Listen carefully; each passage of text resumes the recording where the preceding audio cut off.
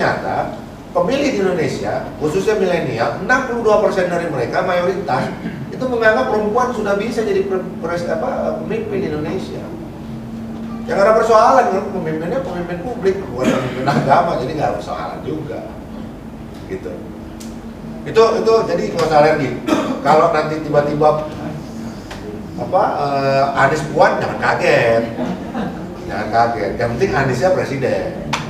Apapun makannya, minumnya tetap botol. Nomor coba next. Ini paling menarik deh menurut saya nih. Bayangin, secara sosial 62% dari milenial yang kita taruh rata-rata sampai 70 juta jumlahnya, itu pernah memberikan donasi sosial. Ngerti nggak maksud saya?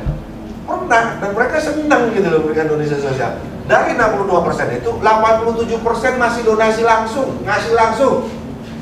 Ada yang datang ke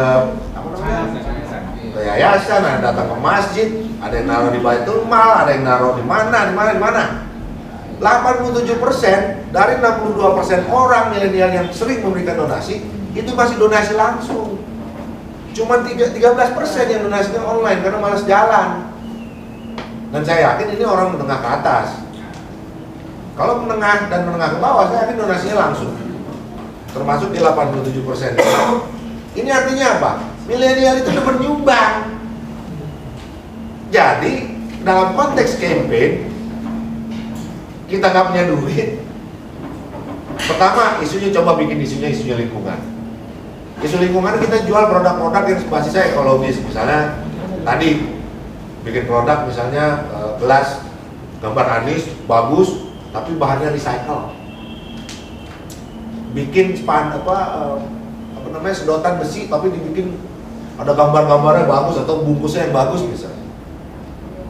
Nah mereka mau tuh, udah mereka suka dengan isu lingkungan, mereka mau beli dan mereka doyan nyumbang ternyata. Senang mereka nyumbang, tapi donasinya langsung. Jangan nipu, barangnya masih ada, kegiatan masih clear, kegiatan masih nyata, baru milenial mau nyumbang. Karena 82% dari 62% milenial yang doyan nyumbang, itu donasi langsung, datang langsung. Cuma 13% yang donasi online. Jadi kita bisa.com segala macam, cuma 13% dari milenial yang suka nyumbang. Ini temuan-temuan yang menurut saya penting untuk kita ketahui, sehingga kalau memang targetnya milenial, apalagi teman-teman nih, targetnya milenial yang masih paham soal data ini, sehingga membangun isu, mendorong isu yang mau dibangun di kalangan milenial, kemudian gerakannya bentuknya seperti apa, pendanaannya bagaimana, itu mudah gitu, karena basisnya data survei yang akurat. Nah ini prioritas milenial dalam hidupnya. Ini menarik nih. Nabung 85%. Pengen dapat gaji yang lebih gede 79%. Ini mah nggak milenial doang, aki-aki punya gitu.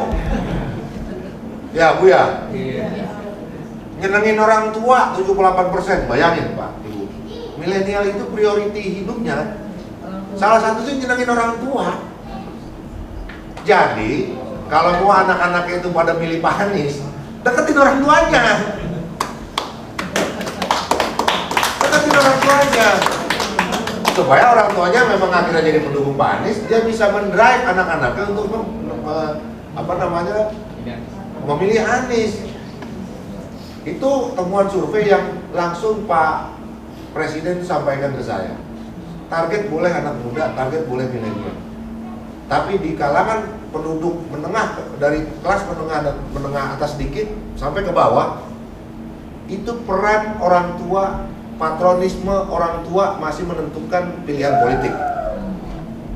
Jadi kalaupun target anak muda, pikirin bagaimana caranya itu bisa masuk ke rumah-rumah.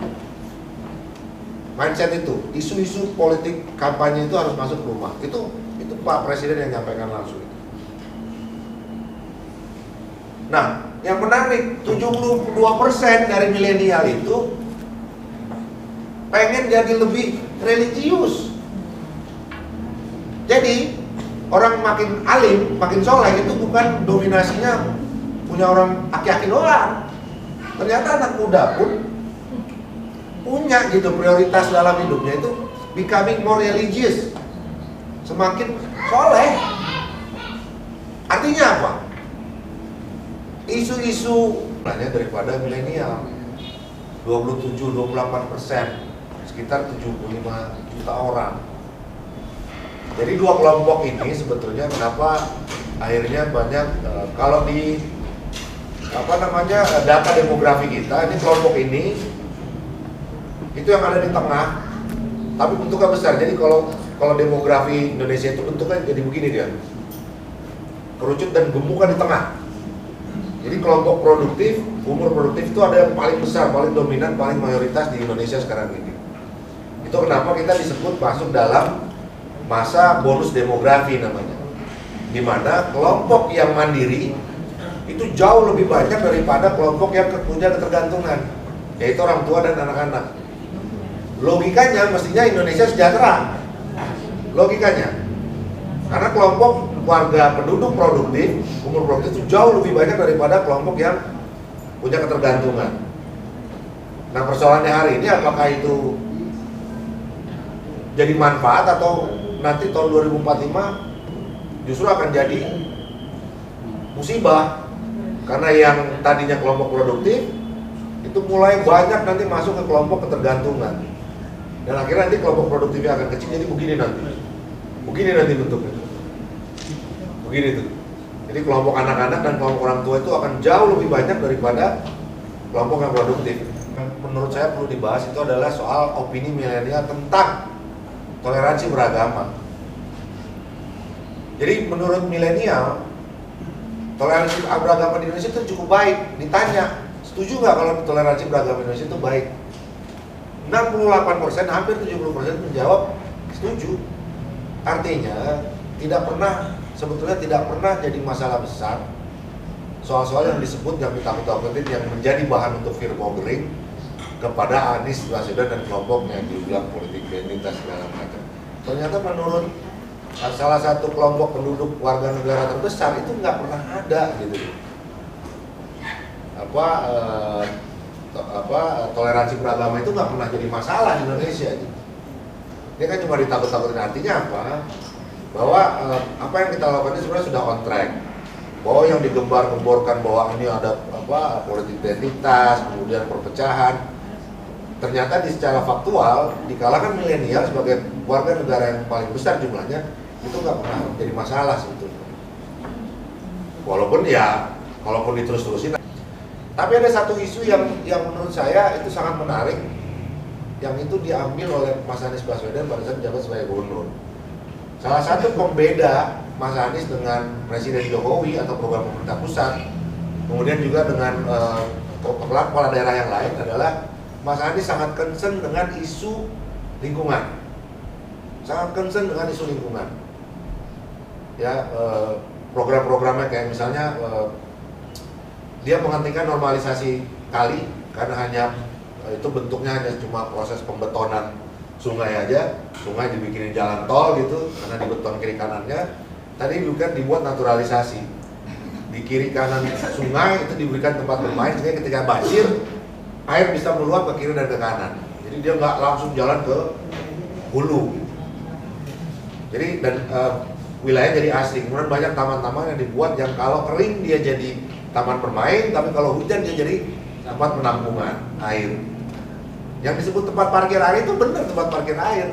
Orang yang nggak paham aja nggak tahu, bilang bahwa apaan sih tempat parkir air itu bercanda. No, parkir air itu perlu parkir, Pak. Karena kalau dia meluncur terus ke hulu, nggak akan sanggup. Sungai nampung debitnya. Jadi dia perlu tempat parkir sementara. Nah itu yang disebut naturalisasi. Daerah sepadan sungai itu dibebaskan, ya, dihijaukan, memang tempat untuk ketika air meluap, debit air. Sungai sudah tidak pernah mampu menampung debit air, dia ke kiri dan ke kanan. Itu dan nature-nya sungai gitu, secara alami akan begitu.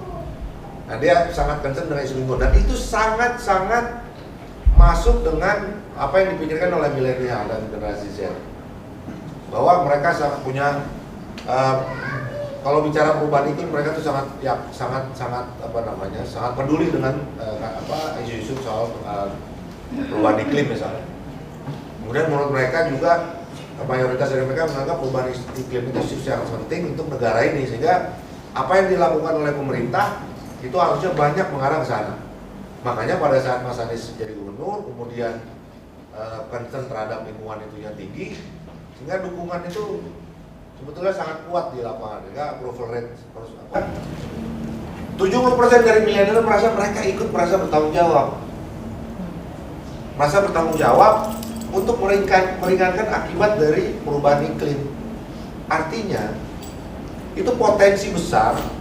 Kalau mau dikaitkan dengan campaign, political campaign, itu potensi besar isu lingkungan ini dibangun untuk membangun engagement, membangun keterikatan, membangun bonding dengan milenial untuk bisa ikut dalam kampanye kita menggunakan isu lingkungan.